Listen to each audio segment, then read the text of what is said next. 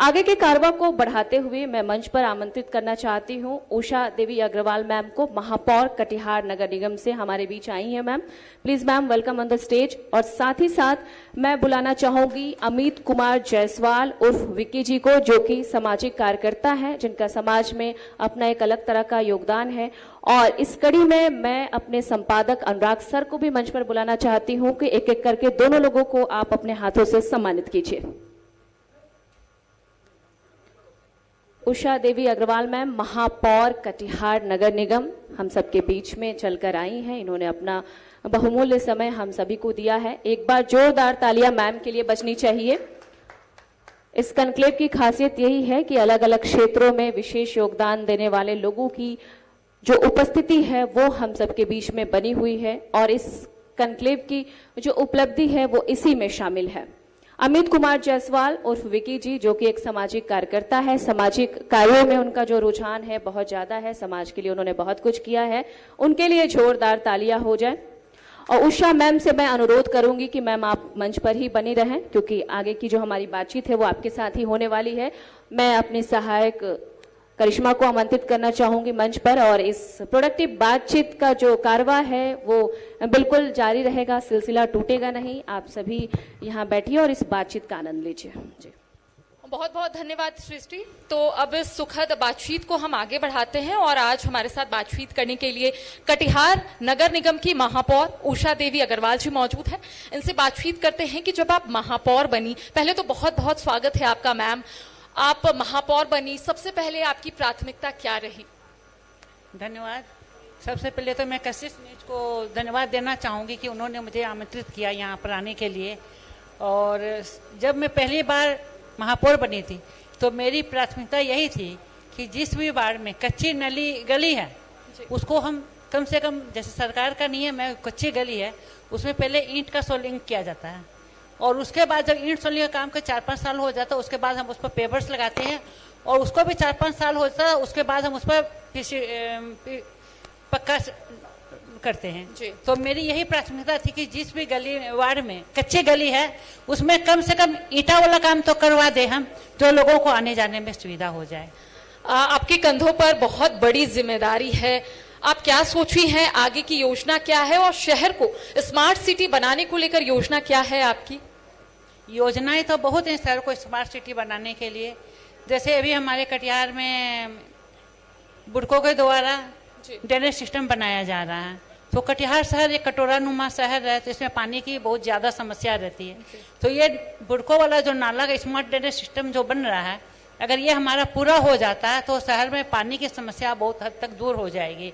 और हमारे आने के बाद बहुत से वार्ड में जो कच्ची गली थी उस सबको पक्कीकरण हुआ है, और सफाई की व्यवस्था भी बहुत दुरुस्त हुई है। और जो भी काम सरकार बिजली व्यवस्था है, जो भी काम है वार्ड की सफाई के लिए भी या रोशनी के लिए, आम नागरिक के लिए जो भी सुविधाएं चाहिए वो सब हमने पक्की करने का, पूरा करने का काम किया है। और योजनाएं तो बहुत सी हैं, देखते हैं कितना धरातल पर आ सकता है। आम जनता के मन में एक सवाल रहता है कि आखिर किस तरह से काम होगा आगे, शहर का कितना विकास होगा, अब तक कितना विकास हो पाया है आपकी नजर से? शहर का विकास का बात तो देखिए आप नागरिक से पूछेंगे तो वो बतला पाएंगे। किसी से भी पूछेगा जो जनप्रतिनिधि है वो तो अपनी बड़ाई करेंगे कि हाँ हमने बहुत कुछ किया। तो मैं यही कहना चाहूँगी कि आम नागरिक से पूछे कि मेरे आने के पहले कटिहार नगर निगम की क्या व्यवस्था हाल थी और आज क्या व्यवस्था है। मेरे आने के बाद हम लोगों ने हर वार्ड में कचरा उठाने की गाड़ी जाती है। पहले लोगों की ये शिकायत होती थी कि गाड़ी आती है तो हम लोगों को पता नहीं चलता कि गाड़ी आई और चली गई, तो हम घर से कचरा नहीं निकाल पाते।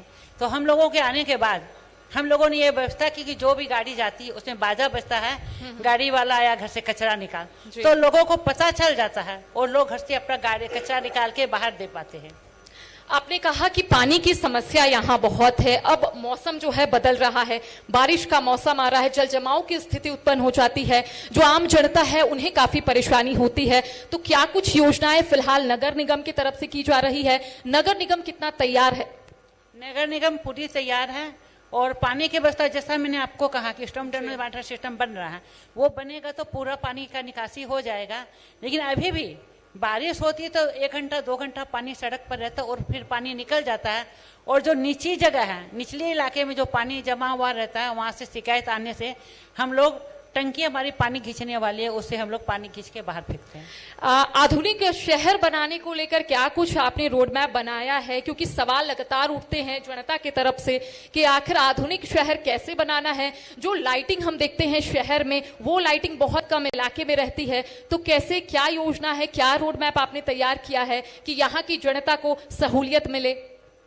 लाइटिंग के लिए लाइटिंग तो रहती है जी, लेकिन आज के समय में सूखा नशा जो लोग करते हैं, वो लोग क्या करते हैं, तार रात में काट के बेच देते हैं। हमारे मिस्त्री आज जाके ठीक करते हैं और रात में ही वो तार काट के बेच देते हैं, तो उसके चलते लाइटिंग की बहुत दिक्कत होती है। तो क्या सीसीटीवी कैमरे लगे हैं कई इलाकों में? जो सेंसिटिव इलाके हैं, जो सेंसिटिव एरिया है, जहां से हमेशा से ही कुछ ना कुछ चीजें जो है निकलकर सामने आती है, वहां सीसीटीवी कैमरे हैं? अभी कटिहार में सीसीटीवी कैमरा लग चुके हैं और चालू हालत में। जी, कितने लगे हैं अभी इस पूरे शहर में?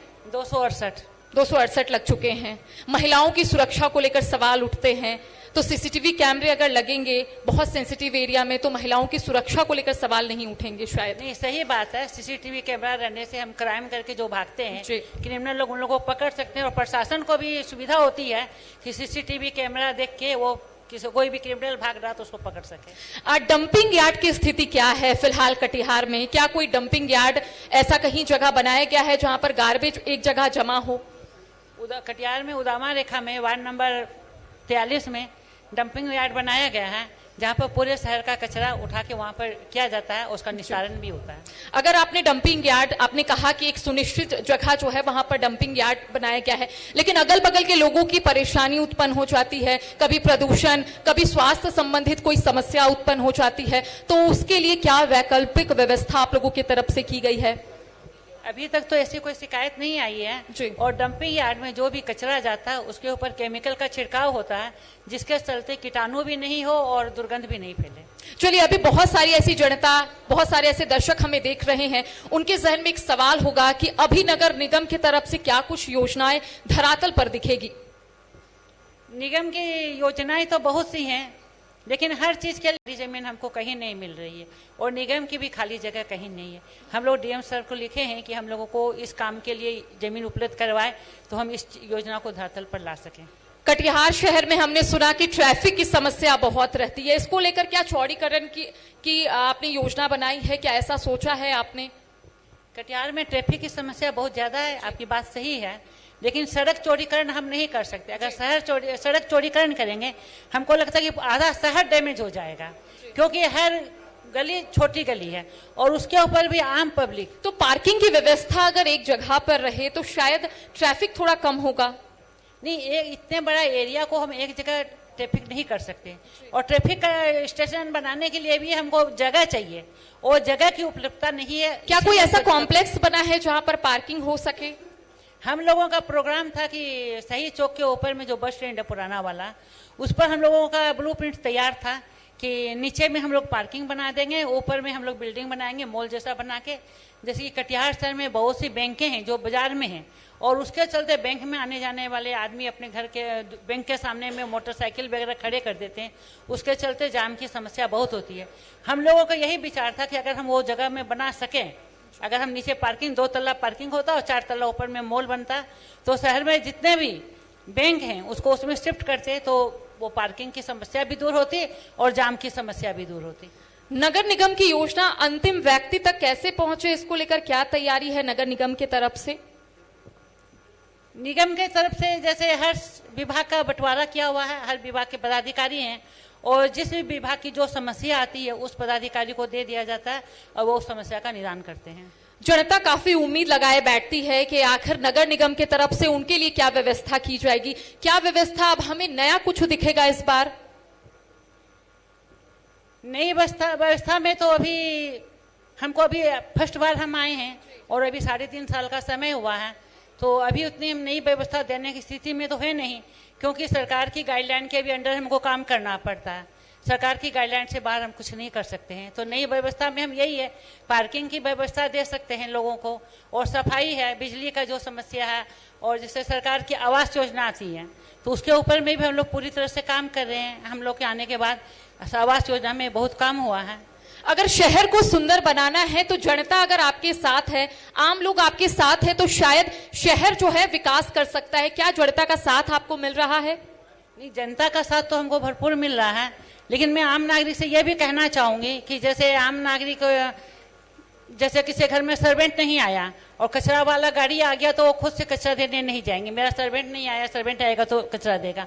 तो मैं आम नागरिक से यही कहना चाहूंगी कि आप कचरा, अगर आज आपका सर्वेंट नहीं आया तो आप कचरा अंदर रखिए, दूसरे दिन गाड़ी आएगी तो दीजिए। और शहर आप सभी का है, केवल मेयर, महापौर या किसी का नहीं है, सभी का है। तो आप अपने शहर को खुद सुंदर बनाने के काम में हम लोग का सहयोग दीजिए, तो हम लोग जरूर कटिहार शहर को सुंदर बना पाएंगे। चलिए, लेकिन एक और सवाल रहेगा कि शहर को स्वच्छ बनाने के लिए क्या गाड़ियां प्रतिदिन लोगों के घर जा रही है? क्योंकि कई लोगों की शिकायत रहती है कि गाड़ियां जो है प्रतिदिन उनके घर नहीं पहुंच रही है, जिस वजह से उनका कॉलोनी, उनका जो इलाका है वो गंदा रह जा रहा है।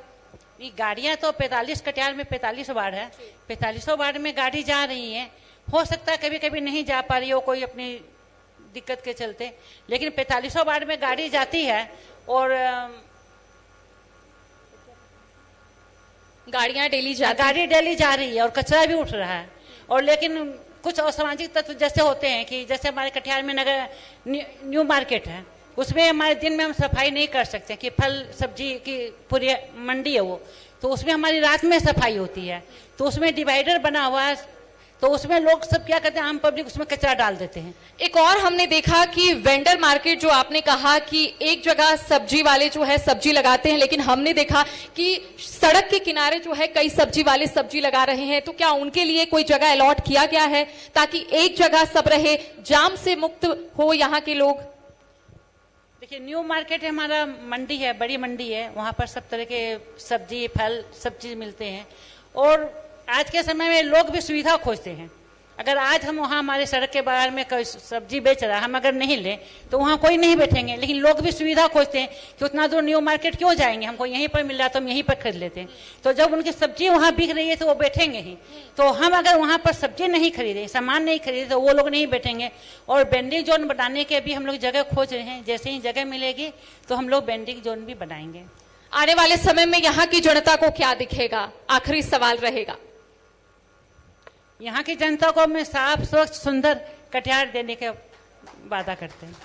चलिए, बहुत बहुत धन्यवाद मैम हमसे जुड़ने के लिए। तो देखिए, इनका कहना है कि इन्होंने ब्लूप्रिंट तैयार कर लिया है कि कैसे आगे काम करना है, कैसे कटिहार को आगे बढ़ाना है, शहर में कैसे विकास होगा।